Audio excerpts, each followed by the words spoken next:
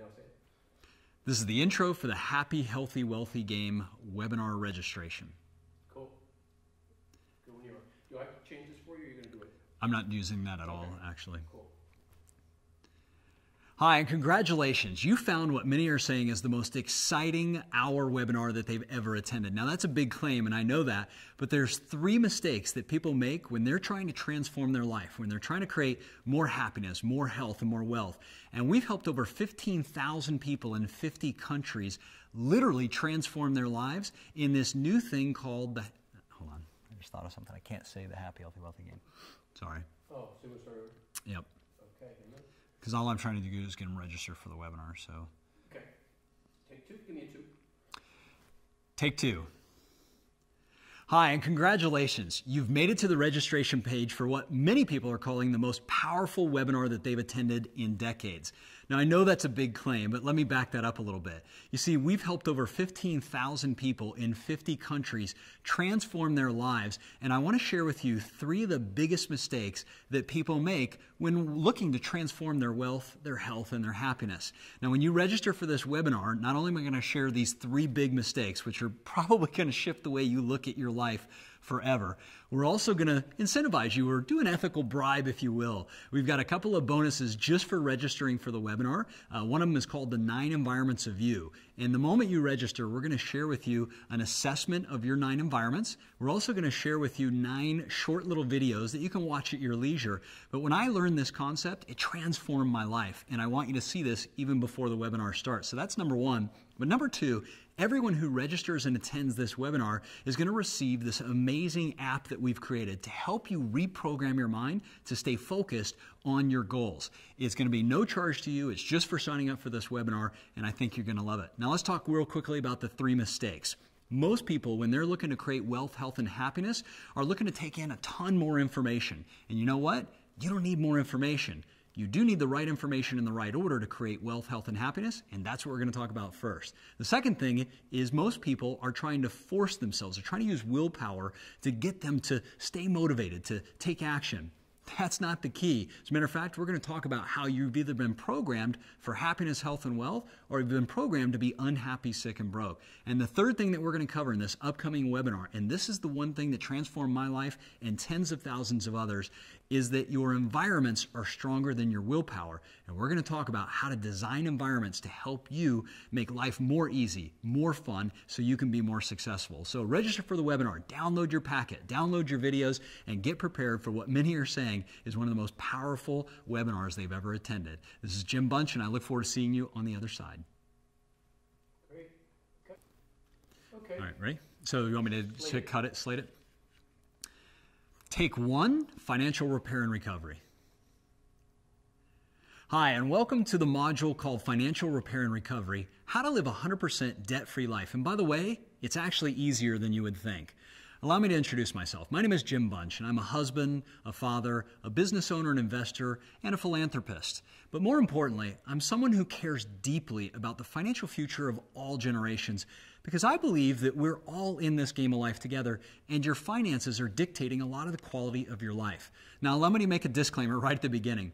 This is not financial advice. I'm not telling you what you should or could do. I'm giving you some strategies, but this is common sense for financial education. And each person should always rely on his or her own judgment and experiences as you begin to utilize any of the ideas or techniques or suggestions in this educational series. So please, please, please consult a financial advisor and or a CPA before making any financial moves. All right? So we have to say that to protect you and to protect us. Now, why is this course free? Why did we include this in your existing program? Well, listen, the truth is this. I've suffered from debt myself, which started in college with my first credit card. And at one point, I was unemployed, I had maxed out credit cards, and I was literally living in a bomb shelter in San Diego, California. But you know what the worst part was? It wasn't just being financially broke. It was being emotionally and spiritually broke. So if you know that feeling, if you know how frustrating it is, if you know how daunting it can be if you've got credit card debt or student loan debt or any kind of debt, then this is here for you. And we're here to help you. So I ended up moving from that bomb shelter to a beach house. And even when I did that, I leased a $100,000 Porsche. I bought a Rolex. I was even making 6 figures. But you know what? The debt remained. It wasn't like I wasn't making money, but for whatever reason, internally, I didn't have the right mindset, skill set, and environments to eliminate that debt. And fortunately for me, people have always shown up in my life to help me through the tough times. And I made a vow that I would always help others when they needed it. And so that's one of the main reasons we've done this. You see, 12 years ago, I started a company called The Ultimate Game of Life, and it was a high-performance coaching company for high-performance people. What we did was somewhat unique. We started tracking clients' personal finances. Instead of just giving them information, we started giving them the information, but we tracked their results. And what I noticed was a lot of people coming into the personal development programs, the entrepreneurial programs, were accumulating debt. And many of the people were in what we call financial repair and recovery. Now, I'm going to share with you what we call the 4 levels of the game of life. And you can use this in your happiness, your health, and your wealth. Level 1 at the very bottom in red is called repair and recovery. And this is when somebody's in survival mode, right?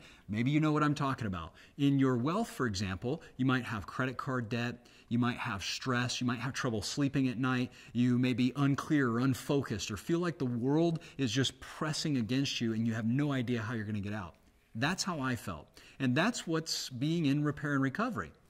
At level 2, you've got a solid foundation in place. You've got stability in life. You've got the right habits in place. So going from level 1 to level 2 is a critical next step. And that's what this course is designed to help you do. Go from level 1 to level 2. I'm not going to share a ton of information on going from level 2 to 3 to 4. That'll be in your other parts of the program. But once you've built a financial foundation, once you're stable, you have the right habits, then you can start building reserves. Oftentimes you hear about 6-month cash reserves, things like that. And then at level 4, this is where you've mastered the game. This is where you can start employing strategies that truly get you financially free and independent. But none of those strategies at level 4, 3, or 2 make any sense until you've taken care of what you need to at level 1. That's what this course is for. That's what we'd like to accomplish, is to help you make the mindset, skill set, and environmental shift you need to create a life that doesn't have that pressure, that stress, that impending doom that so many people experience when they've unfortunately been accumulating debt. So, again, why is this course free? I decided to create this course and give it away for free to give back and hopefully inspire millions of people to be free from the pain and the suffering that so often accompanies debt.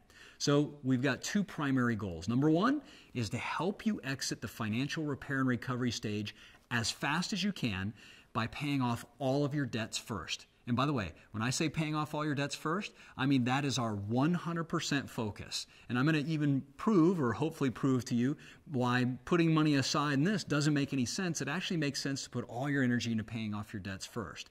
Then number 2, you're going to focus all your resources on building a solid financial foundation so that you can have a lifetime of financial freedom and independence. But we've got to do goal number 1 first.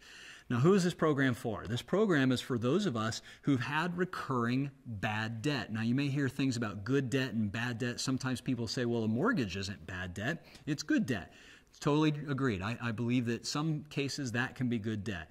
But in this case, we're talking about the debt that robs you of your happiness, your health, and your wealth. We're talking about the debt that is causing massive stress in your life. And by the way, if you're not in that place, you can still benefit from this course, but it was really designed specifically for the people who need a hand up. That's what this is for, right?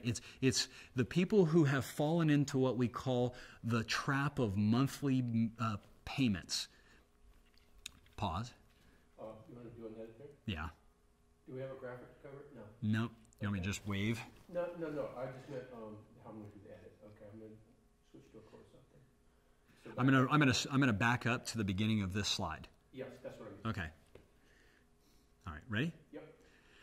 So who is this repair and recovery program for? Well, number 1, it's for people who have recurring bad debts. And when I say bad debts, I mean the debts that are causing stress, the debts that are robbing you of your happiness, health, and wealth, the debts that are impacting your self-image, they're impacting your relationships, they're actually impacting your ability to perform and to live a great life. So number 1, they're for people who have recurring bad debts.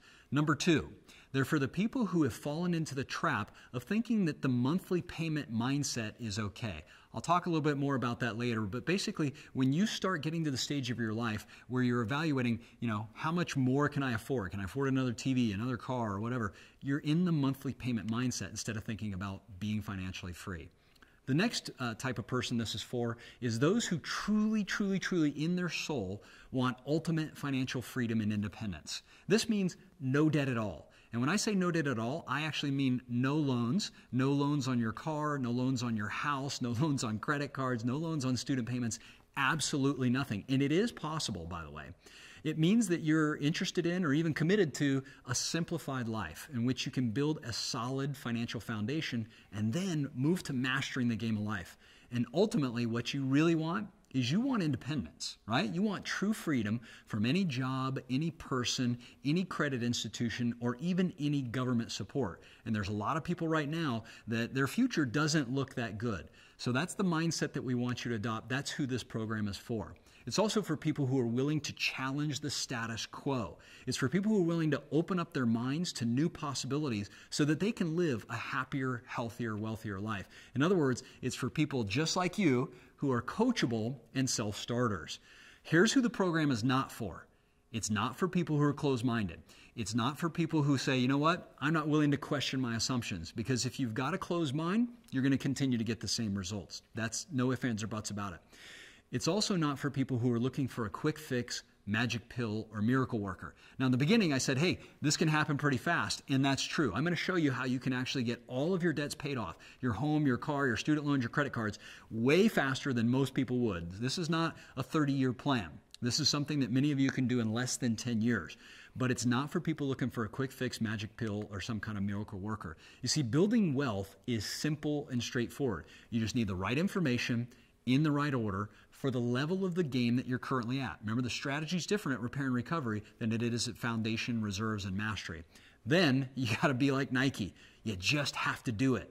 And that's what this course is about. So I'm going to teach you what to do, and then we're going to inspire you and motivate you and hold you accountable to actually taking action immediately, today, right now, to start getting out of debt.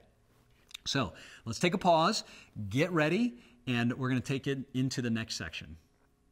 Perfect. So this is called Why This Is Important. This is part 2, correct? Yeah. Can you say that for me? Yeah. So this is part 2, Why This Is Important. So before we dive into the tactics and strategies, I want to dive a little deeper into why this is so important and give you an understanding of what's happening out in the world. Now, as individuals, and I'm going to talk specifically about Americans for a moment, Americans have a debt problem. Did you know that 1 in 3 adults, right now, 77 million adults in the United States, are so far behind on some of their debt payments that their account is actually in collections? That comes straight out of CNN Money and the Urban Institute. So 1 in 3 adults right now in the U.S. is in collections. Number 2, the average amount on credit cards for those people who keep an outstanding balance is $15,609. That's according to the U.S. Federal Reserve. So the amount of debt has been growing at a pace that most people just don't ever feel like they're going to get out. As a nation, not as an individual, as a nation, Americans have a debt problem. The total outstanding consumer debt in the United States has risen to $3.34 trillion. I want you to take that in for a moment. Not million, not billion, but $3.34 trillion as a nation. And this, by the way, does not include mortgage debt, which would add another $8 trillion on top of that debt. Just take that in for a moment and think about this. Is personal debt impacting our nation? I believe it is. But you know what's even scarier? As a global society, we are headed in the wrong direction. You see, U.S. consumers alone ended 2014 with $5.71 billion net gain in credit card debt. That means that we added another $5.7 billion in credit card debt alone, which means now we've seen 6 consecutive quarters of increasing credit card balances as a nation. Just take that in for a moment. It's not just you. It's a lot of people. And this is only one country. I've worked with people from all over the world. As a matter of fact, in over 55 countries. And I'm seeing the same things. People are struggling with debt. And here's why this is so important. Debt damages you psychically, mentally, emotionally, financially. It impacts every area of your life, especially your relationships. And when it starts weighing down on who you are, and you know if you've been in debt, you've experienced this, there's shame that's involved.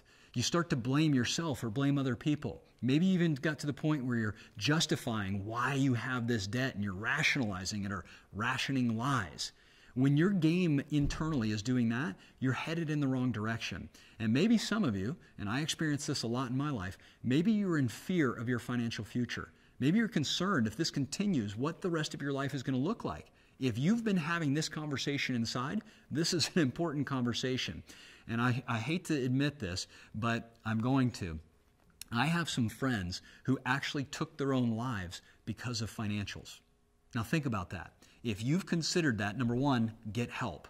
But if you know that this path could continue to that kind of a conversation, you've got to make this decision to stop now. I know good people who have taken their lives because they didn't see a way out, and there is. And that is another reason that I recorded this, because it's not okay for people to be struggling and be in financial debt. It's our right to be free. You deserve to be free. And no man or woman should ever consider taking their lives because of something like finances. Now, here's the thing. It's not your fault. Well, at least it's not 100% your fault. You are responsible, right? You made decisions that got you here. I made the decisions that got me into debt. I also made the decisions that got me out of debt. So here's the thing. I want you to understand how you got here so that when we get you out, you can see how you've been set up for failure. Number one, you've been misled in many ways. The American dream for many people has actually become a nightmare. And for most, you've been seduced into thinking that these things like, having this home or having a mortgage, having an auto loan, having a student loan, having a credit card, you've been seduced into thinking that that's a normal part of life. Think about it. How many of your friends go, oh yeah, I've got a mortgage, an auto loan, a student loan, and a credit card loan, right? You've been seduced into thinking that that's normal. It's absolutely not. You've also been seduced into thinking that you need these things in order to have a happy, successful life. You see, we understand marketing. We use marketing to help get you here, right? But we're trying to untether these lies that you've been told that have programmed you to be in a life that's just not sustainable, right? So don't buy into these things any longer. Start to question your assumptions, because the mind that got you here is not the mind that's going to get you out of here. Another way that you may have been misled is like millions of other people who've fallen into the trap of the monthly payment thinking. Now, what this means is that when somebody's in the monthly payment thinking trap, they're looking at how much they can afford monthly instead of how much this TV or car or house is truly going to cost them in the long run. By the way, if you're carrying credit card debt and you buy a TV that's, say, $500, over time, statistics show that TV will end up costing you $1,500 to $2,000 just because of the interest. And we're going to run some numbers later, so you're going to see that everything that you purchase before paying down your debt is costing you your future. It's a hard reality, but you might as well wake up to it now. Another way that a lot of people have been misled is thinking that credit is like oxygen, right? If I don't have it, I'm going to be dead. No, the reality is you can live without it, but a lot of people think they can't live without credit. Here's the truth. Credit actually lowers your standard of living over the long term. It actually gives you less of a life instead of a better life. So as I said before, the American dream is not only affecting Americans, it's affecting people all over the world. Another way that people have been misled is they've been taught to save money as you go along, right? How many of you have been told to put away 10% to build up this nest egg so you have a little security and then start paying down your debt? Well, I've got a challenge for you. I want to challenge your thinking. I'd like to commit. Hang on. Okay. And just pick up from challenge here. Got it. So I've got a challenge for you. I'd like to challenge you to commit to paying down all your debts first, then saving, and then investing. And how much faster you're going to create wealth, we're going to show you. Because the reality is, if you're trying to put money over on the side and you're not paying your debts down immediately, you could still be going in reverse. All right, let's talk about this reality. And here's a couple of quotes that I found when I was struggling with debt that really started to sober me up. Number one, by Ralph Waldo Emerson. A man in debt is so far a slave. How many of you feel that? How many of you have, hold on.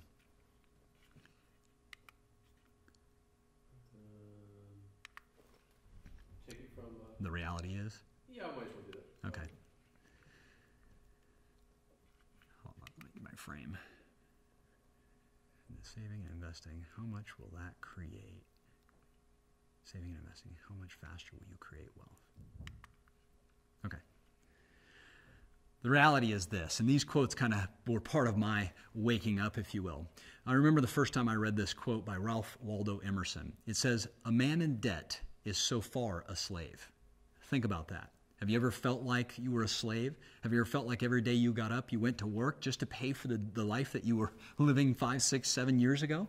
So, number 2, by George Washington in a letter to James Welch. It said, "To contract new debt is not the way to pay old ones." So how many times have you made more debts to try to take care of old debts? If that's your reality, we've got to change that. How about this? The borrower is a slave or servant to the lender.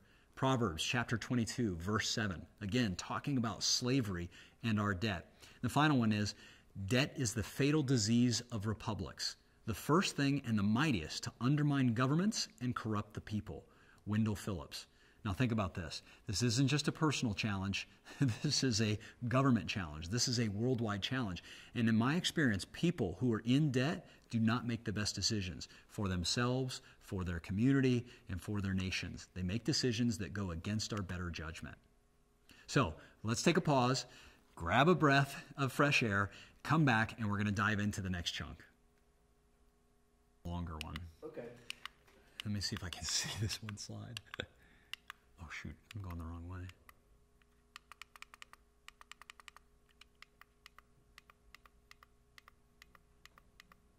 Play it for me. Part 3? Part 3, we're going to talk about why people get into debt. Cool. All right, so in this next chunk, I want to talk about why people get into debt. And one of the best articles that I read had 2 key points that I thought, wow, this is really powerful for me, so I wanted to share this with you. This one is by a gentleman by the name of Steve Rode, who also struggled with debt for many years and decided that he was going to start also helping people get out of debt. Now, what I love about Steve is he also wasn't charging for his advice. And there are some people out there who have made a great living helping people get out of debt. I think that's fantastic. Myself and Steve are saying, hey, let's help people just get out of debt, right? We've got other businesses that support us, and this is our give back. But one of the things Steve said I thought was brilliant was he said, money problems are not about the money. Now think about that. You may question that assumption for a minute, and I know I sure did. I'm like, what are you talking about? If I had more money, I wouldn't have any problems. But the truth is, I've had more money, and I still had the debt. So his premise is that money problems are not the problems. He was saying, and I believe this too, it's your subconscious emotional decisions. It's your fear of abandonment.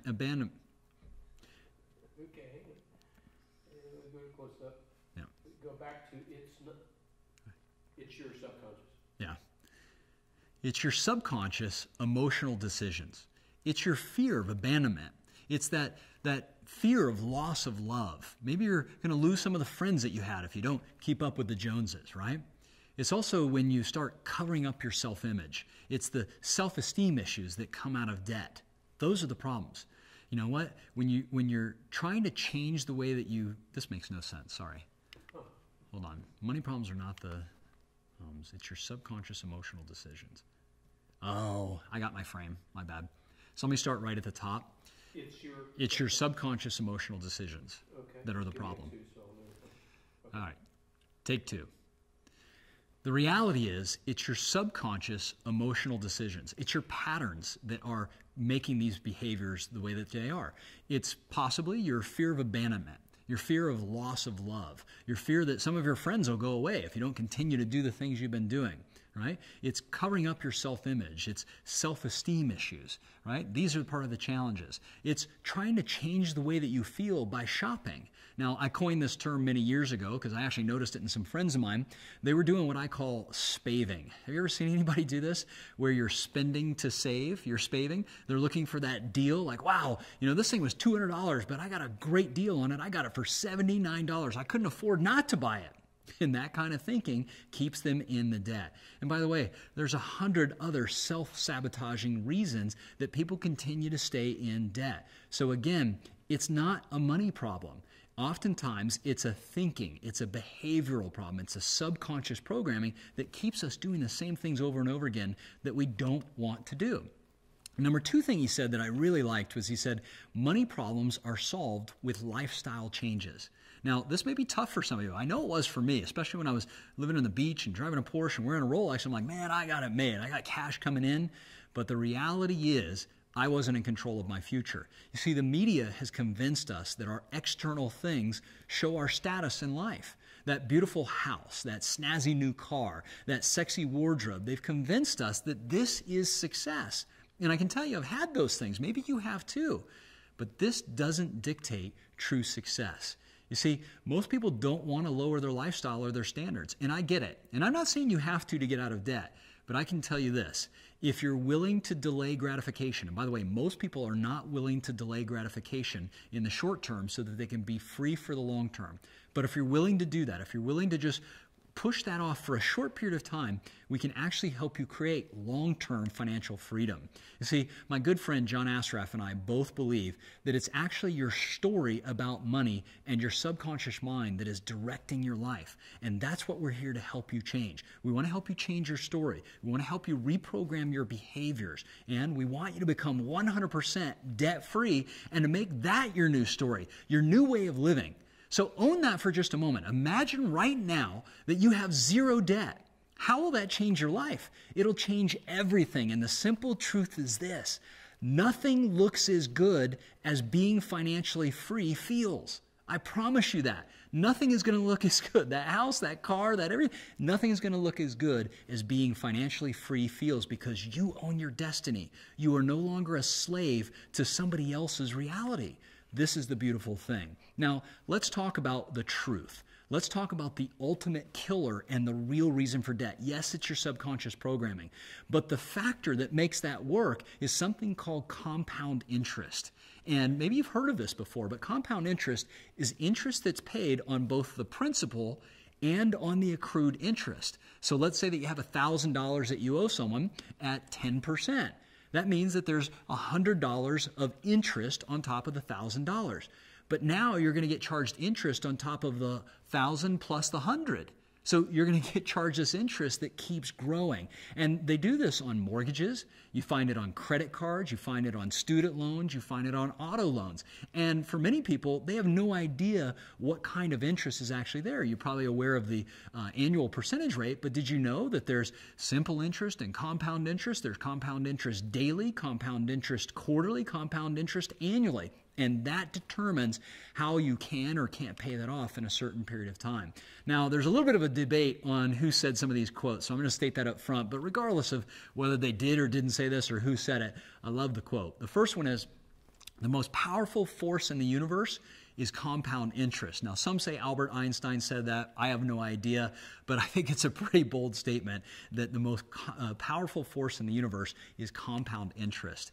How about this one by Mayor Amschel Rothschild? By the way, he created the greatest banking dynasty in history, and he did say compound interest is the 8th wonder of the world.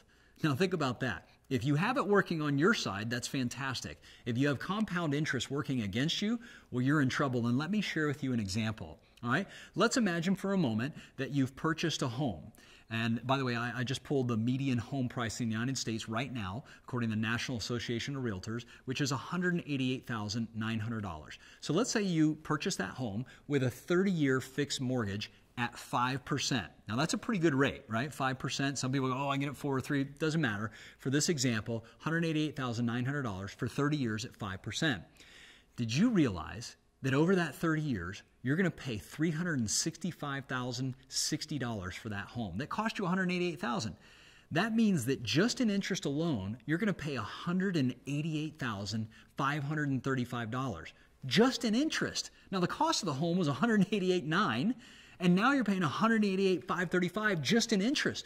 The cost of the home is double the original price. So if you sat down and said, am I willing to buy this home for $365,000 and take the next 30 years to pay for that? In other words, I have to create income for 30 years to pay for this home.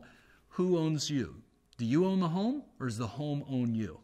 The reality is, for many people, they're home broke. And they just don't think about these things. Let me give you a couple of examples to make these numbers real, because your credit score impacts the rate you can get. Now, let's say that you have a credit score of 720 to 850. You get an interest rate of 5.5. These are averages of what's happening. If you bought a $200,000 home, your monthly payment thinking would be $1,136. Most people go, yeah, I could probably afford that. That's a nice home, $1,136. But if you looked at the total interest you would pay on that $200,000 home, it's $208,000. You'd now be paying $408,000 for that home, and you're trapped for 30 years. All right? So there's the American dream right off the bat. Let's just go to the bottom of the table here. Imagine your credit score is 620 to 674. Well, now they just bump it up by a little over or a little under 2%, 7.313% as your interest rate. Your monthly payment only goes up a couple $100. So most people go, I think I can afford that. $1,300, I can afford that for a $200,000 home. But look at the difference in the interest. Okay, you now went from $208,000 to $294,000. This is crazy, isn't it? So the cost of your $200,000 home is actually almost $500,000 over the next 30 years. That's the power of compound interest just in the case of a mortgage. Let's talk about student loans. Do you have student loans? I know this was a trap I got into many years ago, and I thought, oh, the interest on student loans is super low. Did you know that the average student will be paying off those loans for over 21 years if they pay the monthly minimums? 21 years. That's the majority of most people's good quality years of life. 21 years. For many people, they're going to be working 30, 40, 50 years just to pay off their loans. Let's talk about credit cards, because most people, their first entry into debt is through credit cards. The average American right now is carrying a balance that has $15,609 with an average rate of 17% annual. The time to pay that off is going to be 11 years if, by the way, if you never added any more debt to the card.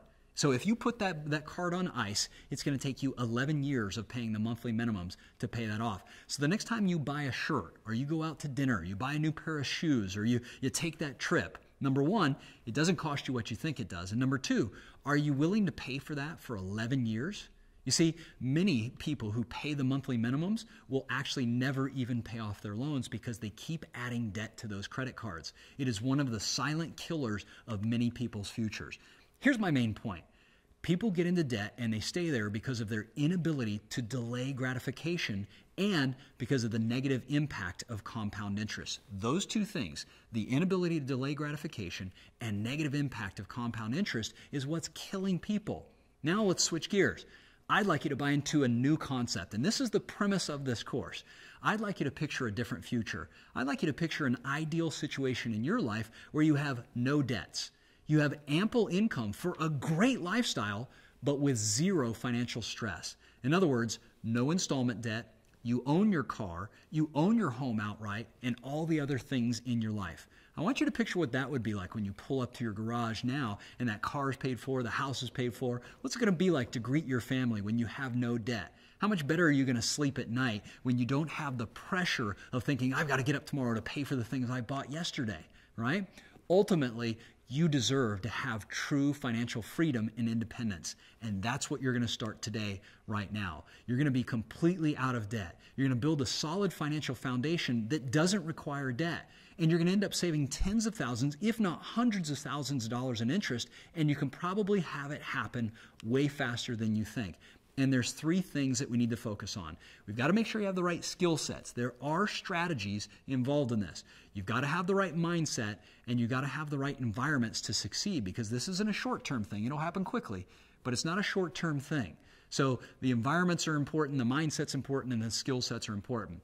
The rest of this course, I'm going to focus mostly on skill sets with a little bit of mindset, and we can teach you about the environments later. But right now, let's focus on the proper skill sets and mindsets to help you get rid of debt forever so you can become ultimate financially free. These rules. All right, so, and I think I'll even share with them, this is the main So this is number 4, right? part of the course, yeah. Part 4? All right, part 4, the main course. All right, welcome back, and we're going to dive into the main section of the course right here. And again, I want to restate our 2 goals because it's important for us to focus. Now, we're focusing really in this course on number 1, which is to help you exit the financial repair and recovery stage as fast as you can by paying off all your debts first. And number two, we're going to focus all your resources, after you paid off your debt, focus all your resources on building a solid financial foundation for a lifetime of financial freedom and independence. As I mentioned before, there's 3 success factors. There's the skill sets, the mindset, and the environments. Now, even though the skill set is only about 10%, the strategy, that's what we're going to dive into now so that you have no reason to question what to do. You're going to know exactly what to do. And then the mindset, myself and John are going to work with you on to make sure that you stay true to what you're committing to right now. And then as we mentioned, the environments you can learn about later, but everything outside of you that pulls you back into debt is a negative environment. And you want to start to stack the odds in your favor and design new environments. So let's talk about these skill sets. And again, skill sets are about 10%, but that's where we're going to invest our time. I'm going to show you step by step on what you need to do and then give you a brief overview of the mindset and the environments. For the purpose of this, there's 5 skills or rules, if you will, for creating wealth. Number 1, know the numbers. Number 2, spend less than you earn. Earn more than you spend. If you don't do that, if you don't know the numbers and you can't spend less than you earn, no debt course in the world is ever going to be able to help you. So we're going to have to shift that behavior. Number 3, and this is where we're going to invest a lot of the time, and I'm even going to give you a case study, is how to pay off all your debts first and why you should do that. Then, quickly, we'll just touch on rule number 4, which is save money second to build a solid financial foundation, and rule number 5, to invest, the third.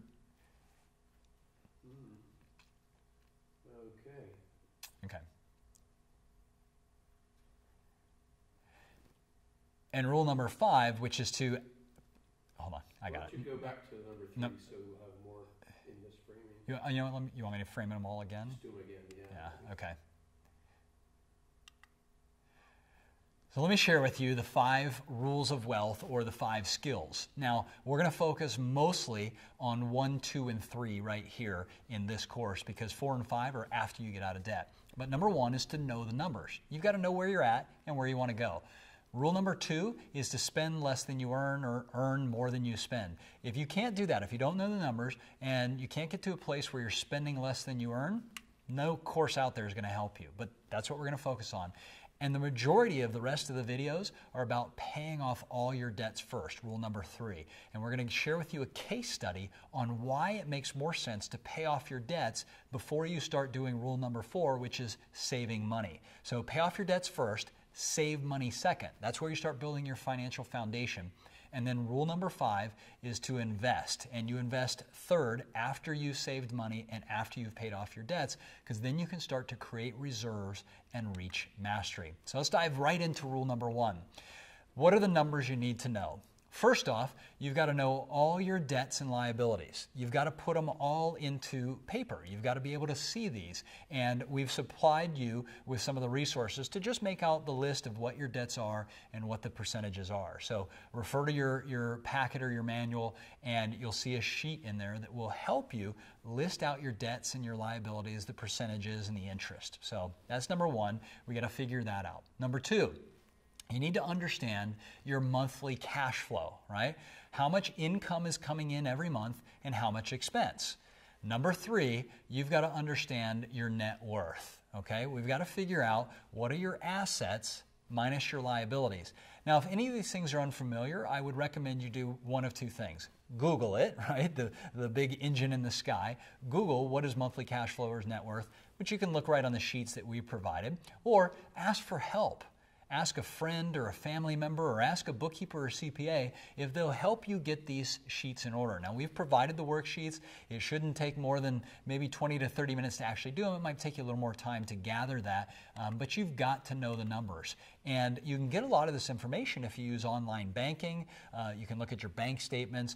Some of you may be using software like mint.com is one of my favorites, and millions of people use that. It actually gives you a lot of these numbers, okay? So that's it. Number 1, get your numbers down. Number 2, earn more than you spend. This one's really simple. I know it's a challenge for some people, but you've got to learn how to start eliminating expenses and simplifying life. You will get out of debt way faster if you can cut your expenses and start to live a simpler life. I know that a lot of these things are exciting and attractive, but they're not going to get you out of debt. A new home, a new car, a new wardrobe, that's not going to get you out of debt. But reducing your expenses and simplifying life for a short period of time will help you. Number 2, increase your income. All right, and we're going to talk about how you can do that. Number 3, we're going to pay off all your debts first, right? Even before saving for a rainy day. Now, I know this sounds ludicrous, but I want you to keep an open mind and just hear me out.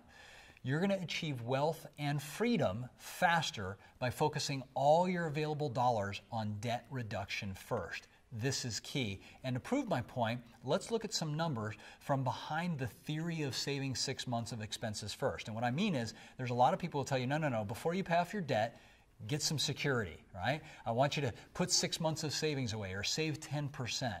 But that is actually delaying the amount of time that you got a debt, and overall, it's going to cost you a lot more. So let's give you a little quick example here. Let's say that you require $4,000 a month of net income each month to cover your debt and your living expenses. All right, so you need $4,000 a month to pay your bills. Okay, in order for you to save 6 months in savings, you'd need $24,000. Right, so 6 months of reserves times $4,000 a month, which is your expenses, is $24,000. So if that's what you're trying to do, is to put a nest egg away to have a little security and a little comfort and take the pressure off, you need $24,000 to do that. Well, if you set aside 10% of your $4,000 a month income that you make each month and you put that towards savings, it's going to take you 60 months or 5 years to save $24,000, right? In other words, before you ever pay off any debt, you're going to take 60 months or 5 years to accumulate $24,000. All the while, you're actually paying interest on those debts. So what I'd like to do is I'm going to take you deeper into a case study, and give me a moment here. I'm going to pull this up.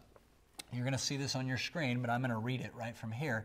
And this is a case study that one of our coaches sent over to me, and I thought it did a fantastic job of explaining why it makes more sense to pay off your debts first. Now, this comes from a gentleman by the name of John Kumata, who has a course called Debt-Free and Prosperous Living, and that's where the coach pulled this from, so I want to give him credit for that. He actually sells his course. He has very aligned principles with what I believe, which is pay off your debt first.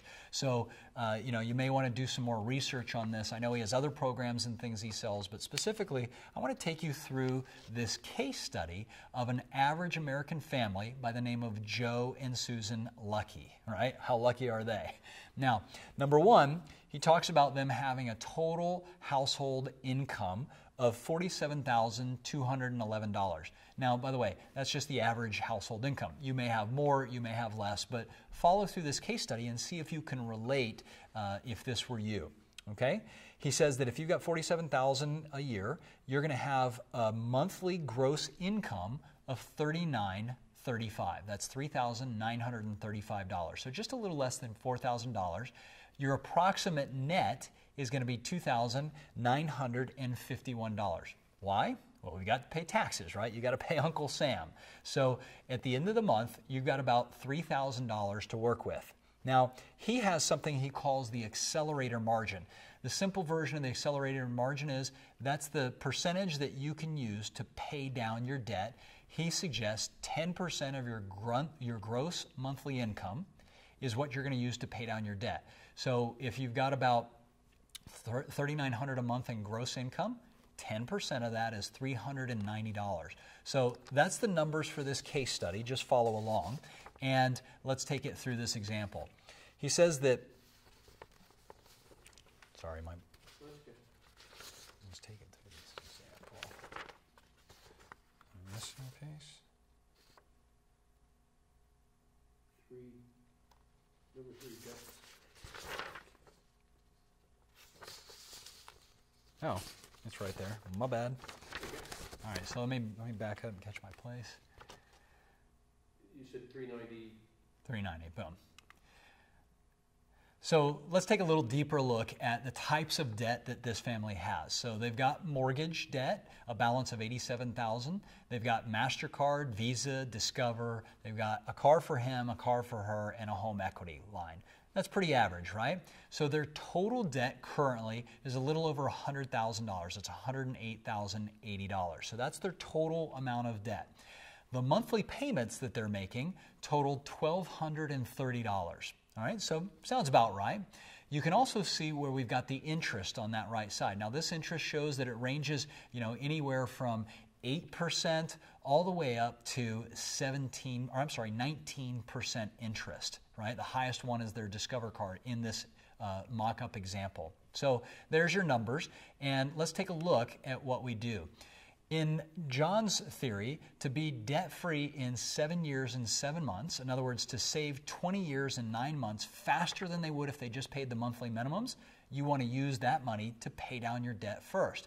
In his example, he's saying that these people can save $105,000 in interest by simply following his debt-free and prosperous living debt elimination plan. It's exactly what I'm about to teach you, something called the snowball method or the avalanche method more correctly. All right? He also states that the interest save equals interest earned. And what that means is instead of paying that $105,000 in interest over 20, 30, 40 years, that money actually has an annualized rate of return. And it's not the 17 or 19%. It's actually calculated at 31% guaranteed return. And I challenge you to find an investment that you can consistently get a 31% return over the next 7 to 10 to 15 years. It's almost impossible, right? So if the lucky family would have invested the $390 accelerator margin in a mutual fund instead of paying down their debt, their return would have been about 10% annually, and they would have received $17,301 in interest growth over the same 7 years, right? So that's if they took the money and invested it so that they put a little nest egg away before paying down their debt, then in 7 years and 7 months, they would have made $17,000 in interest. That sounds good, right? But in order for them, for their investment to give them an equivalent of $105,000 in interest growth, they would have actually had to get a guaranteed after-tax return of 31.32% annual rate of return compounded monthly in order to beat the numbers of paying down the debts first. All right, so I'm going to explain this a little more in detail. If you're not following, hit rewind and watch it again, but this story will unfold for you in a minute. Bullet point number 7 in this case study is he says the 6-month cash reserve, right, they can now live on 58% of their income. What does this mean? If they chose to pay down the debt first, they would have actually been lowering their monthly expenses. So 6 months of debt-free living expense would have been $2,951 minus $1,230, all right? Or in other words, $1,721. What does that mean? It means that by paying down their home, their credit cards, their car, and their loans, what they're in effect doing is they're lowering the amount of money that they have to pay out every month. So the net pay minus the debt obligation drops everything down.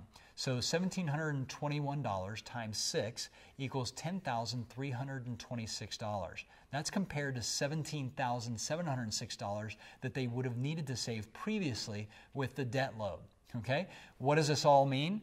It means that because they paid their debts down, they can now live on 58% of their income because they have no debts. 58%. So they're living on $2,951 a month instead of the money that they needed before. I'm sorry, they're living on $1,700 a month instead of almost $3,000 a month. They've almost cut it in half, right? So here's the key. It would take just 6 months after you've paid down your debts to save $10,326. That's now their 6 months cash reserves. That's way better than taking 3 years and 10 months for the previous debt load. The point that we're making here is this. By paying down your debts first, then building up your nest egg, you're actually going to net a better positive return faster. All right? Bullet point number 8 is once you've paid down the debts, then you've got your 6 months returns, then you can start investing and you would build a $1.2 million real net worth, okay? Using the same money that they were going to use to pay down their bills by paying the monthly minimum payments and trying to save up 6 months. So after building their 6-month cash reserves, Joe and Susan can put now $1,620, which is their total monthly payment, plus the $390 they were using to pay down the debt, into a mutual fund yielding just 10% annual rate of return. So now instead of paying the debts, after they've paid down the debts and they've got their 6 months cash reserves, now what they're doing is they're using all of that money that they, instead of ramping up their lifestyle, they're using that money to invest in just a simple mutual fund at 10%, all right? This gives them a $1,278 real wealth return in the same amount of time that would have taken them to pay off their mortgage the normal way. Their net worth is now going to be $1,278,260. So again, some people go, but shouldn't I save first? Well, Joe and Susan Lucky would be better off to save their money instead of paying off their debt. Oh wait, I'm sorry. That doesn't make any sense. You know, backwards. Yeah. So I would start. Where's my chart? My chart's What supposed. shouldn't I save first? Okay. Oh, wait, Yep. okay, go ahead. But some of you may still be saying, but wait a minute, I'm still questioning whether I should save first. Maybe I didn't get all the numbers here, but let's continue the study, and I'm going to show you the chart here. All right, so would Joe and Susan Lucky be better off to save their money instead of paying off their debts? That's the big question, right? Well, let's see which strategy is better for the family that we looked at in his thing, page A1 and A2. I'm going to show you the chart here, but would it be better for them to save the extra $390 or $4,600 annually right away, build up this cash reserve, and then invest while they're making their debt load or paying their debt load? Or, and this is what I believe, or should they apply the money to their debt elimination plan before starting their cash reserve and investment plan? So let's assume that we have a mutual fund that's paying 10% annual rate of return, and that this chart I'm about to show you compares both strategies. One where you save first, the other where you say, forget it, I'm not saving, I'm going to pay down all my debt. And it compares it over 28 years and 4 months, because that's how long it would take them to do the 6-month savings plan first. So let's look at these actual numbers. If you look at the first column on the left, it says year 1 all the way down to 28 years and 4 months. The reason why is that's how long it's going to take them to pay off their mortgages and their loans and everything by saving first. All right. If you look on the next column, it says save first.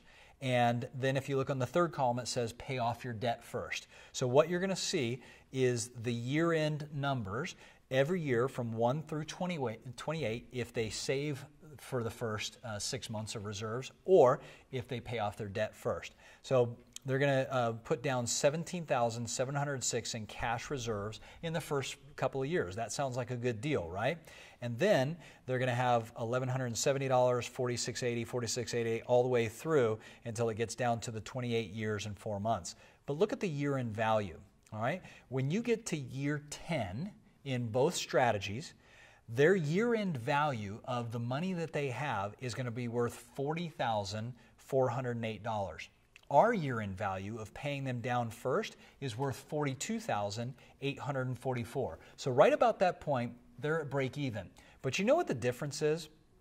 When you look at column 4, pay off your debt first, if you've applied the $390 a month to pay off your debts and your mortgage first, you'll actually be debt-free in 7 years and 7 months. Then you can put $10,326 into cash reserves. In the other example, they're still not debt-free. They're still paying interest on those debts. But here's where the kicker comes in. After year 10, in this specific example, because we've paid off all of our debt and we can now put all the money we were using for debt service into this bigger investment strategy, plus our monthly income is lower, we have more to put into the wealth building plan. The net value at the end, if you saved first, is going to be $494,000, so almost $500,000. But look at the difference in 28 years of the year-end value if you chose to pay down your debts first. $1.278 million of cash for you in a mutual fund compared to $500,000. That's a pretty great return on investment just because instead of putting the $390 into a savings first, you actually chose to pay down your debts first. Now, I don't know about you, but if somebody said, hey, you can use $390 a month to get $500,000, or you can use $390 a month to get $1.2 million, I'm going to take the $1.2 million all day long. And that's just if you got a 10% rate of return. The key to this is, and I know that some of you go, wow, 28 years is a long time. Of course, your situation is going to be different. There are many ways to accelerate your debt paydown, but this is just using a standard $390 a month. Here's the key. In both strategies, Joe and Susan are going to pay out $550,800 of their lifetime income during that 28 years. But from the previous chart, we see that by following the debt-free and prosperous living, or the strategy that we're sharing with you here, they will actually come out $783,000 ahead. Think about that. What could you do with $783,000? You can certainly see the devastating effect that debt has on wealth creation. It hampers you from being able to create true debt. True wealth. The ones who are actually creating wealth are the ones who are on the other side of the interest. They're benefiting from your compound interest. And the reason that the lucky family came out ahead by paying off their debts first is because my screen changed. Oh, why? Because the calendar popped up. Oh, I don't know how to do it. Just see the tabs at the top? Yeah. See the third one? Yep, that one. And then hit present in the top right. Present. Yep, you were right. Your mouse was by it. We're close to share, it should say present. There we go. Okay. I'll just start with the reason. No, it went back out. It went back out? Yeah. What do you mean it's not here? It's not in full. Try it again. Oh. There you go. I got it. Oh, and you know why? Because I put the cursor over there. Oh, okay. Okay, so we're restarting Yep. right here. We're going to pick up with the reason. The reason, yep. Hang on, let me get you framed. And, okay. All right, so I'm going to pick up with the reason. Right. The reason the lucky family came out ahead by paying off their debt first is because more of the money that they would have wasted paying interest to other people, right? They ended up saving $105,000 in interest payments. More of that money went to building wealth for them instead of for somebody else. So the key is to have the wealth coming back to you. So allow me to do a quick recap. And if you need to go back and watch this again, I highly encourage it. But by paying down all your debts first, you come out way ahead. So the premise is that if you want to avoid as much interest as possible and you want to apply all payments saved on one debt and to the next debt, into the next debt, using something we call the snowball method or the avalanche method, and we're going to go into that right now. So, the snowball effect, or the snowball method, is a method of debt reduction strategy where you start paying off the smallest balances first while you're paying the minimum payment on larger debts. So if you've got a credit card that has a $500 balance on it and you've got another one that has $2,000, you're going to pay off the $500 one first. Now, once that smaller debt is paid off, you proceed to the next slightly larger debt, and that way you can continue to build off of your success, right? You're gradually proceeding from the smallest to the larger, to the larger, to the larger. And by the way, this strategy is effective for the people who want to see a quick win because they want to stay motivated. My wife, by the way, prefers this method, right? Here's the kicker. You get a win faster, but over the long run, it actually takes longer and it costs you more to become totally financially free compared to the avalanche method. Now, either way is fine, right? Some people prefer the snowball. They're like, hey, it'll take me a little longer, but I can stay motivated and I can see how this will work. Let me share with you the one that I prefer, and it's called the avalanche method. Now, the snowball method is contrasted to this debt avalanche method where you're going to pay off the highest interest rate first, right?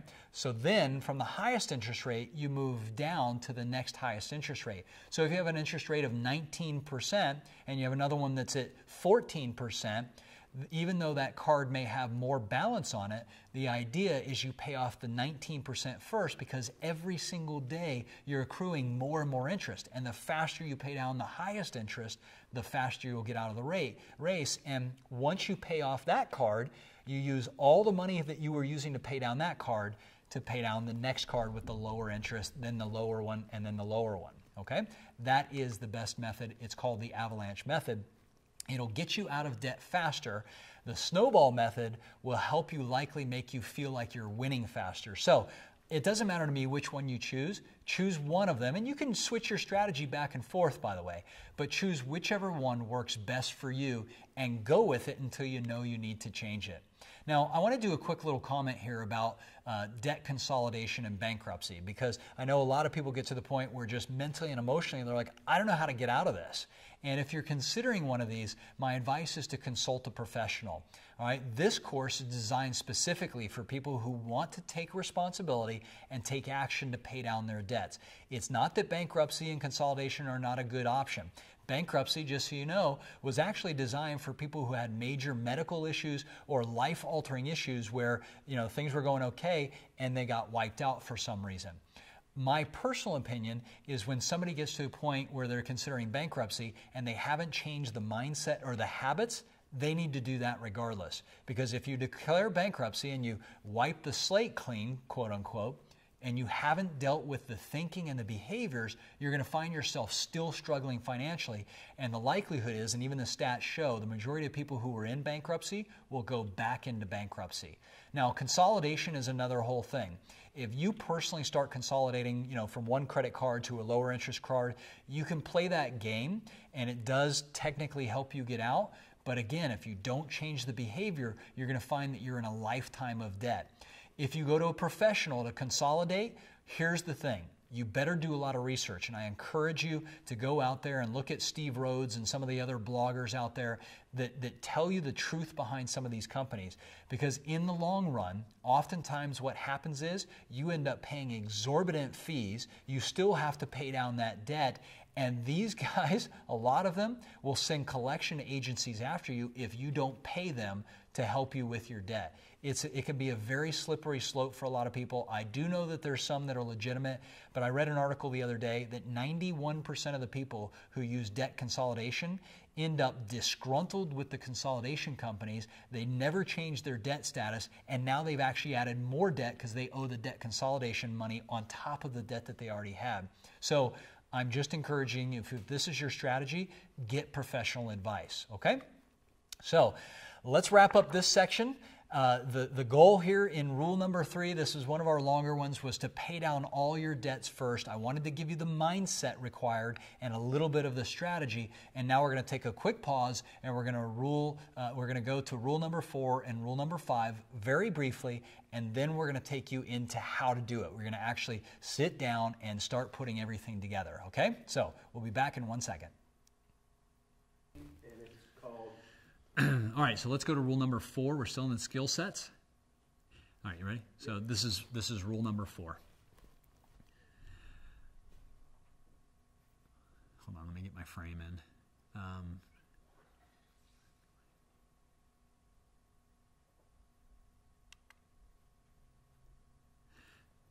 Okay, so welcome back. And before we dive into rule 4, that was rule number 3, which was to pay down all your debts first. Now we're going to go into save money second. But before we do that, I just had this thought. Some of you may be still thinking in the back of your head, well, wait a second. Shouldn't I keep my mortgage? Shouldn't I keep that because of the tax write-offs? That's the one great tax advantage we still have. And I just want to challenge that assumption for you. That may or may not be the right strategy, but that's like me saying to you, hey, give me $1 and I'll give you 28 cents back. Does that make sense? Not necessarily. Not when you look at your overall wealth strategy. So again, everyone's different. I advise you to consult a professional, sit down with somebody and run the actual numbers. Don't ask for their opinion, ask for the numbers. Okay, so let's dive into rule 4. This is a really quick one. Once you've paid off your debt, which is again, the whole purpose of this course is to get you to make this change now. Number 4 is to save money second.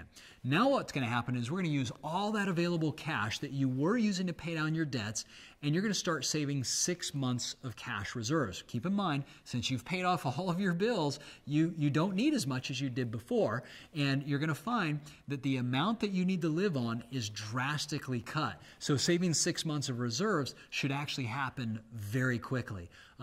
Depending on how much debt you have and how much disposable cash you have, it may take you a little time to pay off all your debts. It may take you a little longer. All right.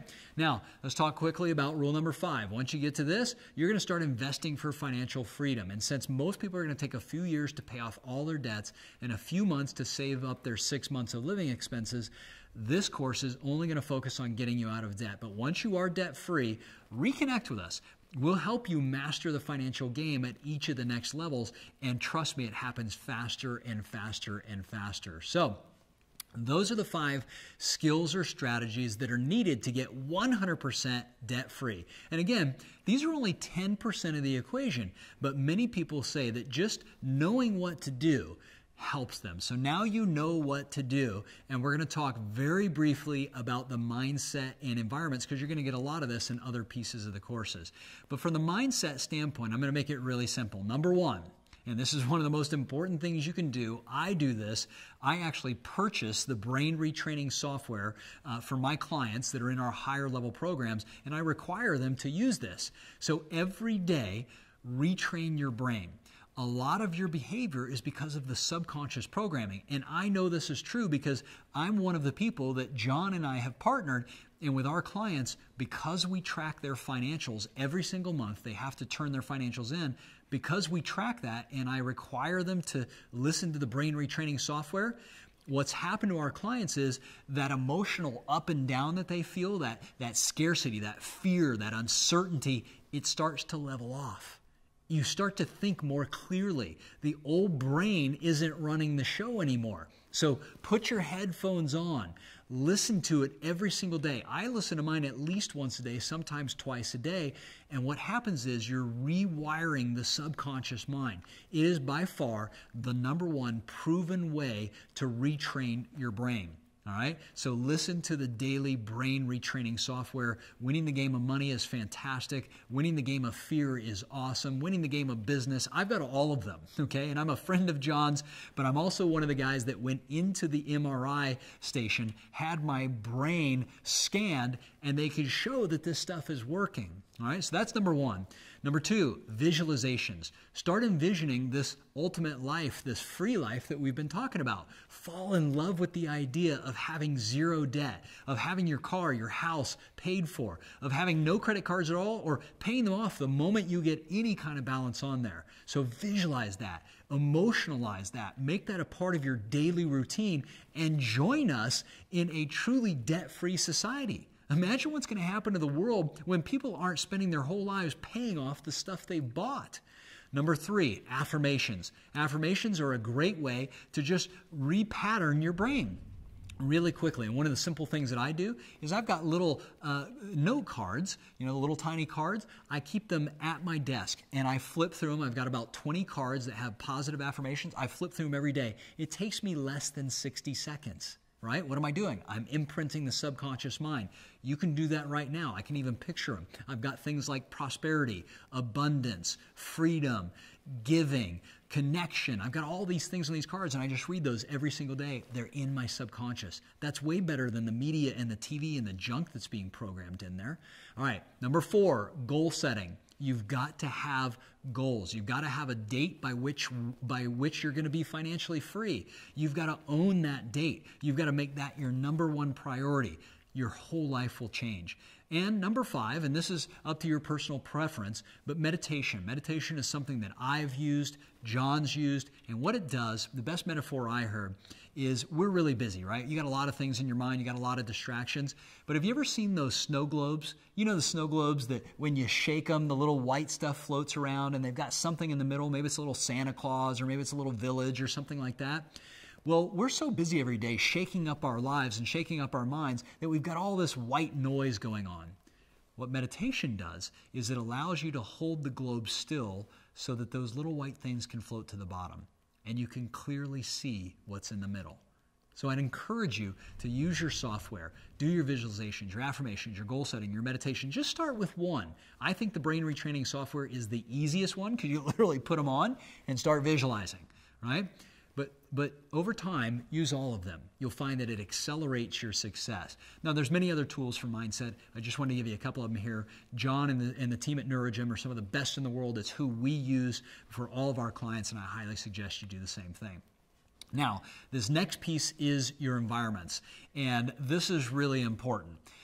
I'm not going to go into detail on this. You can search online. I've got plenty of courses for free. I've got 9 videos on the 9 environments that explain each one of these. But when I heard this concept, it helped me realize why so many people who want to change their life continue to struggle. People who want to change their life end up going back to old patterns and behaviors. Now, you'll notice in the middle it says YOU.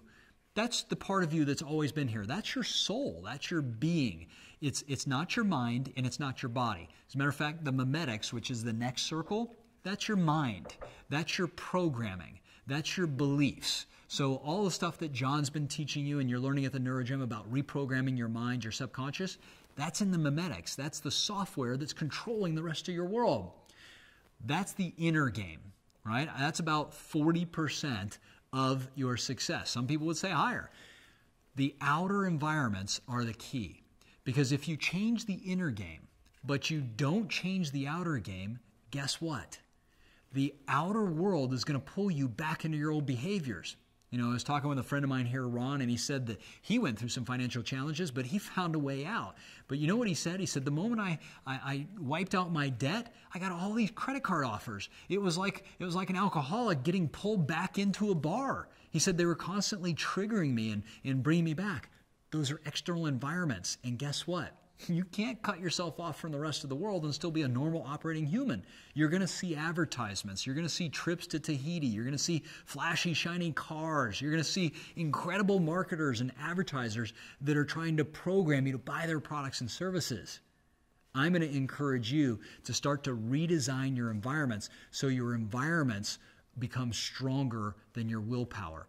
Most people's willpower to get financially free is just not strong enough, right? Until your mindset is strong enough, you've got to redesign your environments. If you have relationships, this is an environment. If you have relationships that are friends that cause you to spend when you don't want to, that's a limiting environment. If your health is suffering, right? If you're not in good physical shape, you're not going to think as clearly. You're not going to have the energy. So get your health in shape. That's one of the best ways to start your debt recovery, right? Change your network environment, the clubs and groups and associations you belong to. I belong to networks that are positive and inspiring. You should do the same thing. Make sure that the networks are pulling you into a better financial future instead of holding you back. Of course, the whole financial environment is one we've been talking about, right? Make sure that you're building a wealth team. John's on your team. I'm on your team. Surround yourself with people who are there to help you win. They care about you. They want you to succeed because they know that if you succeed, it's going to make all of us better, right? Your physical environment, that's your home, your office, your possessions. I can't tell you how many times people that I've helped get debt-free have said that the most important thing they did was to uncouple or attach themselves from physical things. You see, if you're still attached to your physical things, they own you. If you have to have that new outfit, if you have to have that new car, if you have to have the latest, greatest, whatever, the physical things are owning you. And I want to encourage you to recognize that you are not your things. You are not your mind. You have a mind and you have things, but you are not those things. Here's another environment, nature. Nature gives you energy. It gives you life. We can't exist without it. Invest more time in nature and less time in front of a TV. Invest more time in nature and less time in a shopping mall. You're going to find that you have more energy. Your health is going to get better, right? You're also going to find that maybe you get a little more spiritually connected. One of the things that I've noticed of people who've transformed their lives, and every great leader that I know and work with has a strong spiritual understanding of who they are and what's important to them. It doesn't matter what your religious beliefs are, right? There's 17 major religions out there. And if that supports you, that's fantastic. But every one of them has one core thing. They have a belief in some kind of higher power, whether they call it God or Allah or energy or Yahweh, but they've got a belief in something that's greater than them.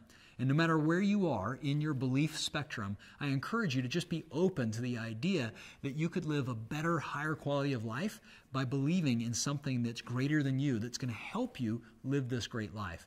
And the final one is your self-environment. I encourage you to continually invest in yourself. If you listen to the videos that are online from Will Smith or Richard Branson or Oprah or Elon Musk or any of these people, there's one thing that every one of them has in common. Even Bill Gates. You know what that one thing is? They're constantly learning. They're constantly reprogramming their mind with information that helps them become more of who they are. And that's something that you have in your power. You have that in your control. So I share this with you because when I first heard this conversation around the 9 environments, I realized that in order for my life to change, my environments had to change. And guess what? It's easier than you think, because when you start changing 1, you're going to have more energy to start changing 2 and 3 and 4. And you may just wake up in the next 2 or 3 or 4 years or even less. I've had people completely redesign their life in 90 days or less. Once you start doing that, you're going to realize you become a new you and life gets easier. So there's plenty of information out there. I encourage you to dive deeper into the 9 environments. I'm happy to give you the videos for free on that. But this is the kind of information that will transform your life, and it'll help you get out of debt freer and create better wealth.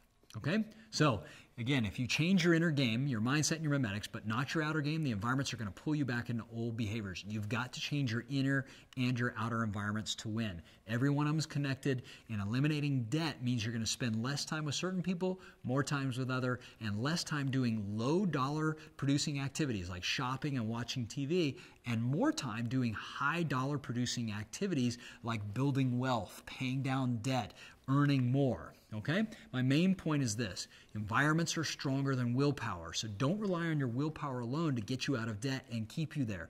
Stay connected to a community of winners and leverage these environments to keep you on track. So now we're going to end up transitioning into what we call the action steps. I've given you a lot of information. Hopefully you're starting to have some shifts, maybe a little excitement. Now we're going to get into the work phase. So I encourage you to take a 60-second break, maybe do some push-ups, walk around for a moment, and we're going to dive down into the action steps next. It's called, is this number 5? Yeah. Yeah, it doesn't say that, huh? Nope, this is actually just the final chunk. Let's get them debt-free. Okay. All right. So we're transitioning into the final chunk, and this is let's get you debt-free, the action part. Cool. All right, welcome back. Did you get a good little break? I hope you did. I hope you recharged your body and your mind a little bit. I know there's a lot coming in, but now let's get you debt-free. Let's actually start your process so you can see real change in the next 15 to 20 minutes. Reminder, goal number 1 of this course is to exit repair and recovery by paying off all your debts first as fast as you can. So let's talk about these steps in this next chunk. Number 1, you're going to create a compelling future. This is really fun. It's exciting. And it gives you a vision of where you're headed. Number 2, we're going to help you know your numbers. Number 3, you're going to start to eliminate and simplify by reducing expenses. Number 4, you're going to start to increase your income. Now, most of what we're going to do is 1, 2, and 3. Increasing your income, again, is another course, but I'll give you a couple of ideas on how to do that. Number 5, start operating strictly on cash. And number 6, retrain your brain. We've been talking about that. So this is the step-by-step of how we exit repair and recovery and get to the next stage called foundation. All right, let's talk about creating a compelling future. I've been doing this with people for many years, and one of the things that's important is having a reason why you want to get out of debt, a reason that is an inspiring future. So even if you can't see it now, we can start to create it in our mind and make it a reality. So there's a worksheet here called your Ultimate Financial Freedom Lifestyle List. It's in your workbook, and the question you want to ask yourself, and I'll ask you right now, this, just start dreaming. What will you do with your time when you're completely debt-free and financially independent? Maybe you'll have the time to write a book. Maybe you've always had a dream to start a nonprofit to make a difference in somebody else's life. Maybe you want to donate time to a school. Or maybe you had a dream to build an eco-friendly home. Or maybe you have dreams to travel to exotic locations, right? I strongly encourage you right now to invest the next 60 seconds to 2 minutes and just write these things down. Give yourself permission to dream and imagine for a moment that you have zero debt. You don't have a car payment. You don't have any credit card debt. You don't have a home loan. You're absolutely free. You have the minimal expenses. And you figured out how to actually do that with either active or passive income. Where would you go? What would you do? Would you backpack the Himalayas? What would you do? It's really important. So the first step is to creating a compelling future. And I want you to keep this by your desk. I want you to read this every day. This is part of your brain retraining. And I want you to fall in love with the idea of having a truly free and independent life. What will your life look like then? Write it down. There's something magical that happens when you think it, feel it, and you write it. So go ahead and do that right now. And then let's go to step B. All right, here we go. Let's do step B. It's called knowing your numbers. And we're going to get down to brass tacks here because we're going to assess your current realities. So number one, we need to figure out what are all your debts and liabilities. So we've got a debts and liabilities spreadsheet. You can simply fill that in if you'd like. We also are providing you with a monthly cash flow worksheet. This is simply where you list out all your income and expenses, right? So this is where you list out your home or your car. Maybe you have child care, maybe you have some medical expenses, whatever it is, list everything out. Now, here's the thing I'll tell you about. Most people don't do this part completely. They don't do it properly. And I would encourage you to look at the last 90 days of your income and expenses, either using online banking or using an online service like Mint.com. Mint.com is something that we have a lot of our U.S. clients use. There's other services around the world, but Mint.com syncs with all of your bank accounts. It syncs with your investment accounts. They can't do any transactions for you. It simply pulls the data in a nice, easy way for you to start to see your spending habits. And it's awesome because it gives you an overall view, but it also gives you the details of where your money's going. The first step is you got to know your numbers. So this may take you a little bit of time. If you're not sure how to do this, ask for help from somebody. There's people inside of the community here, but there's also friends who are really good at managing their money, and they can sit down and help you do this. I know this wasn't one of the things I enjoyed doing, but I can tell you what doing it does. What it does is it eliminates the doubt, the fear, and the anxiety of not knowing where you really are. And a lot of people play the ostrich game of wealth. They stick their head in the sand and they're you-know-what in the air. The challenge with that is if you've got your head in the sand and you're you-know-what in the air, you're pretty darn vulnerable. That's not the way to create wealth. You've got to pull your head out of the sand, and yes, it may be uncomfortable at first, but you got to get your numbers down. So I encourage you to get your numbers down as quickly as you can so you can see where you currently are and then where we're going to take you. All right? Here's another way to do it, is to use software like this. Oops, I got to pause. Okay. Okay. Do we have a graphic here? No. Okay. All right, go ahead. Okay, so now that you've figured out those, we're going to move to the next phase. The next phase is for you to calculate your debt payoff date and the amount of interest you're going to pay.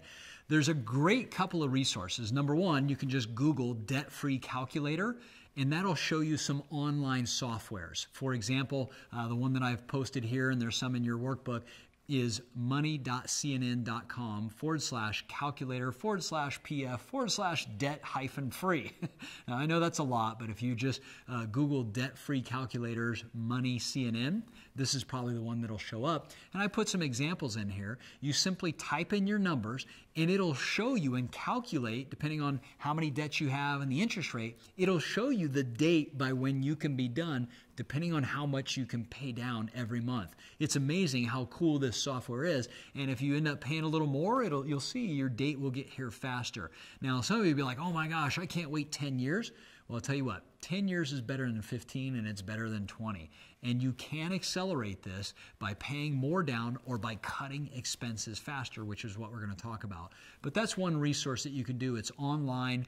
You don't have to sync your accounts with that. You just publish it in. You don't even have to put your email in there. It's totally free. Okay? Now, there's some other services like readyforzero.com. This is an online service that will actually sync with your accounts. It'll calculate automatically how much debt you have and how long it's going to take you to pay it off. And the cool thing is, it'll remind you by emails of your goals and your progress, okay? Now, some people don't like their information to be out there, but I can tell you this.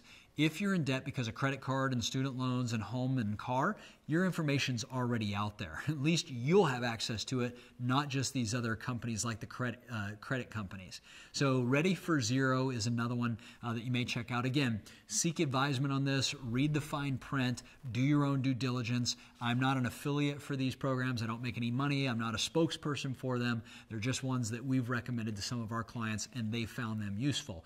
But it's really important, once you know your numbers, the monthly expenses, it's really important to calculate your debt payoff date, because that, my friends, is going to give you a real look at what it's going to take.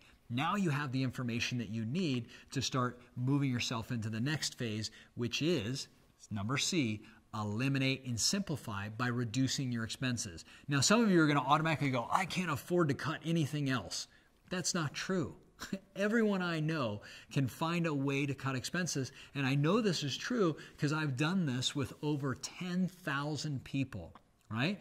And the concept I'm about to share with you is one that we do that we call it our 24-hour wealth challenge.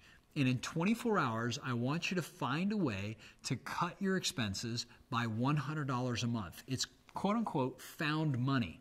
And this is amazing because when you do this and you find a way to apply $100 a month more to paying down your debt, that $100,000, if you applied it to a 30-year fixed mortgage at 9%, if it was a $100,000 mortgage, that would save you $75,394 in interest.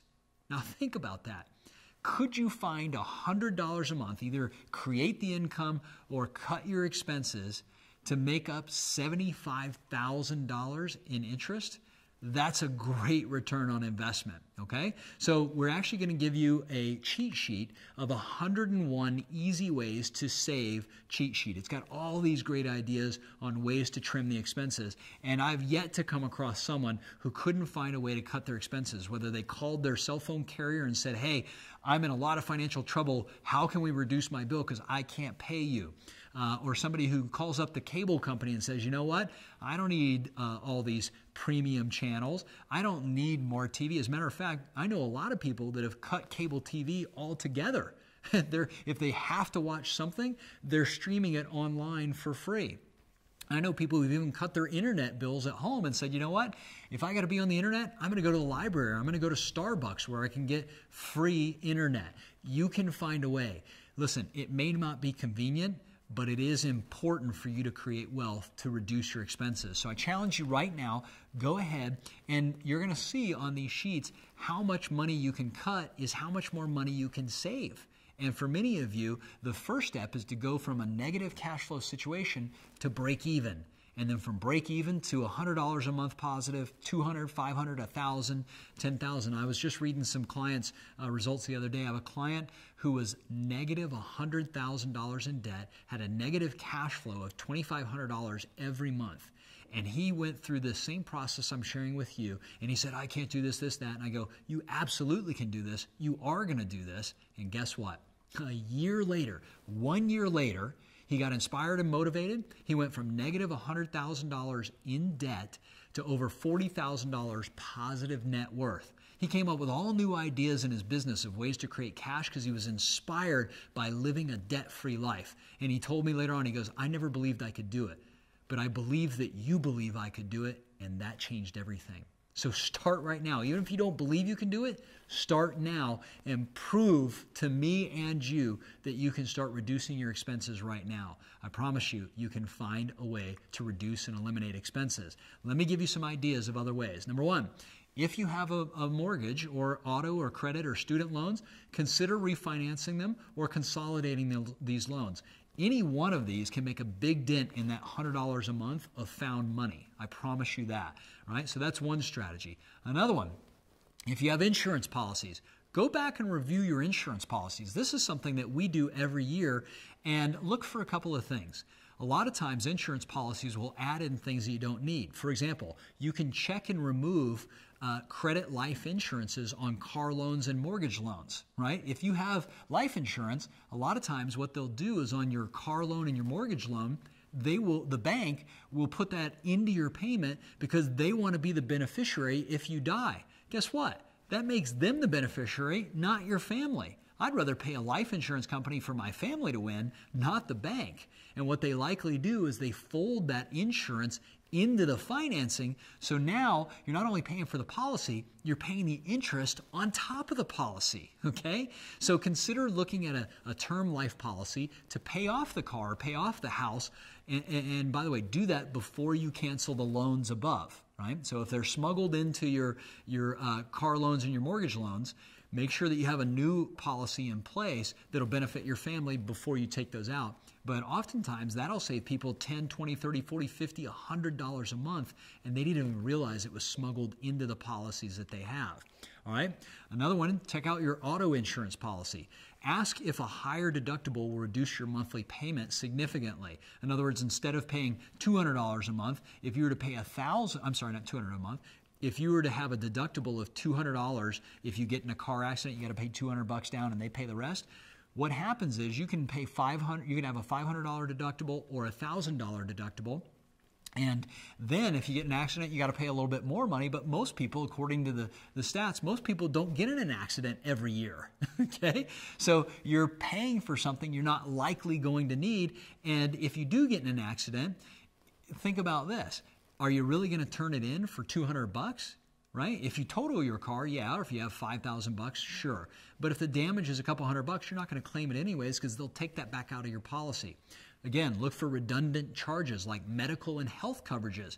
A lot of times you're being covered in multiple places with multiple policies. Another area is looking at rental car coverages that are built into your auto insurance policy, right? Number one, most insurance companies only pay about $10 a day if you do in fact need to use it. And I don't know about you, but paying for something every month guaranteed for the chance that I might need a rental car if I get in a wreck and they're going to give me $10 a day, that's not worth it because how long am I going to have that? So you're paying for things that oftentimes you don't need. Again, use common logic, ask advisors, but these are hidden costs that you're paying for that you may not be aware of. Medical insurances. Number one, get healthy, okay? Quit thinking like somebody who's poor that paying a small copay is a good deal. The goal is not to have a small copay. The goal is to actually be healthy so you don't need to go to the doctor all the time. All right, number two, consider increasing your deductible. Right? If you increase your deductible, you're not going to pay as much every month for medical insurances. For a lot of people with the new healthcare policies, they're paying out the nose for medical insurances, and you can find ways to reduce that. Another one is to reduce extended warranties, right? Oftentimes, these extended warranties are just ways for these companies to add on more expense to you, and you're paying for the warranty plus the interest. So check your car and see if you have these extended warranties. Check your home. Don't take them on appliances, washers, dryers, TVs, microwave, and electronics.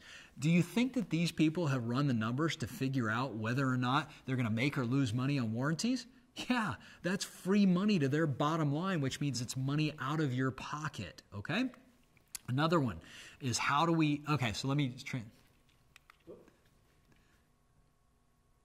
all right, so that was money out of your pocket. Okay. All right, so that's money out of your pocket, and those are a couple of ideas to eliminate and simplify your life by reducing your expenses. Let's switch gears and let's talk briefly about increasing your income. Now, if you're an employee, here's some options. Number one, ask for a promotion. Number two, ask for a raise. By the way, the difference between a promotion and a promotion means you're taking on more responsibility. A raise means you feel like you should be getting paid for what you're already doing. Now, if you're not doing that, if you're not creating more value for the company, maybe do that, then ask for a raise or promotion. Number three, ask for additional expenses to be covered by the company. You'd be surprised that sometimes companies would rather pay for your phone bill or your car bill than give you more money because they can write off that as expenses, and oftentimes companies need to do that. But again, not every employee is in a position where that makes sense, but that's a possible option. All right. And by the way, then you're not paying taxes on income. It's actually just taking away one of your expenses like a phone or a car. Another idea is to get a new higher paying job. Train yourself, get educated, get more skills, and then get a new higher paying job. You should be upgrading your skills every year so that you're more valuable to a company.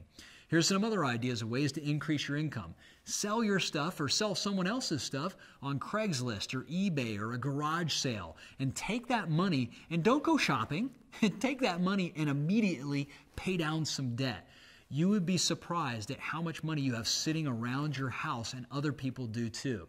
Another idea, start a home-based business, whether it's in direct sales or multi-level or online, whatever it is, there are ways to create monies. And nowadays, in this world, you can start up a business online immediately. Now, keep in mind, starting a business is not always the easiest path for most people. I've done it, John's done it, we've been successful at it, but I can tell you, for a lot of people, there's a lot of learning that they have to do. But it can be a great road to financial freedom for some reason. I do not encourage you to leave your stable, secure job, by the way, if you've never started in a business. I encourage you to start small and do something like direct sales or network marketing or online marketing so that you build up an additional income before you try to replace your other income. Learn the skills first before you just jump to another ship, okay?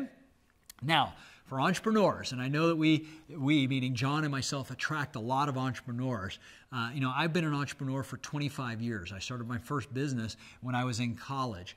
And one of the challenges entrepreneurs have, and the reason a lot of them end up in debt, is they have financial ups and downs. They have what we call an oscillating income stream. It goes up, it goes down, it goes up, it goes down. So the number one thing you need to figure out if you're an entrepreneur is how to get consistent, recurring revenue streams so that you can begin to pay yourself a salary. I don't care if it's $5,000 a month or $75 or $10 or whatever it is. When you pay yourself a salary from the business and you treat yourself like an employee, number one, you value your time differently, but number two, you can stabilize your personal life while you grow your business. It's a slight psychological shift, but every time I've seen entrepreneurs do it, it stabilizes their life. And it forces you to treat you like an employee and live within those guidelines. So that's a suggestion. I recommend that you do that as an entrepreneur, and it'll help you overall. All right? Let's go to number E. Operate strictly on cash. Until you've developed the proper cash flow management skills and you're healthy, you've got to get off the credit card addictions. You've got to get off the idea that you can borrow money from a bank or borrow money from a family. That is disease thinking. In other words, it's not at ease, it's dis-ease. Quit it now and start operating off of cash. Use a debit card or use actual cash. What it does is it forces you to think about your balance every time that you spend money on gas or food, or you think about going out and you're like, wow, this makes an immediate impact. You see, credit cards are like poker chips. They disassociate you from what you're doing. When you go down and sit and play poker, the reason they give you chips is you're not spending real money. You're using these chips. Credit cards are the same way. And because they don't make you pay for 30 days, you forget about what you've bought 2 or 3 days after you've bought it. So I recommend for at least 1 year or more, you move to cash.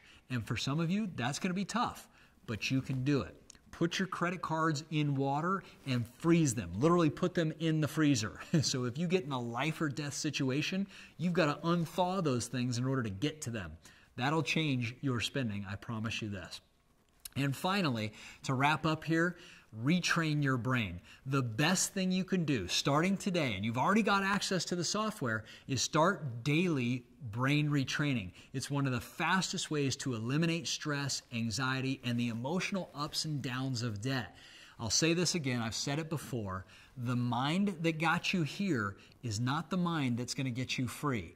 So stay on task, listen to the brain retraining softwares daily, and remember, it works if you work it. Just plug it in and use the brain training software. Once you've done goal number 1, you've paid off all your debts, then and only then can we start to focus all your resources on building a solid financial foundation that'll last you a lifetime. But goal number 1, using the strategies I've designed and the worksheets we've given, will be the thing that sets you free. That, my friends, is a promise, and I look forward to seeing you on the other side. So let me give you 3 quick tips for goal number 2 once you get here, is to, number 1, save 6 months of living expenses at your new lower lifestyle. The goal is not to ramp up your lifestyle yet. You will, but not yet. Save 6 months first. Number 2, get the necessary insurances in place to cover catastrophic events. Okay? Those things can happen. So get the right policies in place to protect you. Number 3, funnel all disposable income into investments with your wealth team and your advisors. Again, I'm going to say this. Do not raise your lifestyle expenses until you're financially free. Again, do not raise your lifestyle expenses until you're financially free. That is the way to create long-term sustainable wealth. Change the mindset, change the skill set, change the environments. You will, my friends, become free for life, and you'll invest the next 5, 10, 20, 30 years loving life instead of regretting your decisions you've made. So, in closing, there are hundreds of thousands of people who've taken control of their financial lives, and every single one of them is happier and healthier and wealthier as a result. The key is to get started today with step number 1. You can do this, my friends. We believe in you. I want you to win this game, and I want you to live a happier, healthier, wealthier life. This is Jim Bunch, founder of The Ultimate Game of Life, saying until we connect again, have fun, and remember, it's your choice to create your ultimate life. You're going to go to the next slide. I have a different intro that I'm going to do with this. All right. Ready? Ready. Hey, friends, this is John, and I know that sometimes in life, we have financial challenges. And whether you're having a financial challenge that's little or big right now, what we've done is we've created this optional video training, and it's called the Repair and Recovery module, and it's part of our 5 pillars of financial success. And so this Repair and Recovery module is specifically designed for anyone who may be struggling right now to get out of debt and needs to take immediate action to make that change to get themselves out of the hole that they've gotten themselves into. How you got there, it's irrelevant. I've been there myself before, and I know it's not fun, it's not pleasant. As a matter of fact, you can use it to motivate you to get out of this little debt, out of the hole, and you can really get yourself to even and then rise above using our earn, manage, invest, and protect wealth pillars, all right? And that's going to come a little bit later in the program. And what I've done is I've invited a very, very dear friend of mine who I've known for, I don't know, since we were in our 30s, long time ago, Jim Bunch, who is an expert on the first pillar and many other things, but he's really an expert on the first pillar of financial success, and that's the repair and recovery. So if you need it, use it, learn, and it will help you get out of debt. It'll help you get out of the feeling of overwhelmed or being lost or confused. And so what I want for you is to get out of debt. I want you to start making more money and doing the right things with it. So take immediate action and start on this module if this is for you. If not, then use the other modules to retrain your brain, upgrade your knowledge and skills, and know one thing. We're in your corner helping you and guiding you, so make sure you're also in the community and just ask for help. I hope you enjoy this amazing session with Jim Bunch.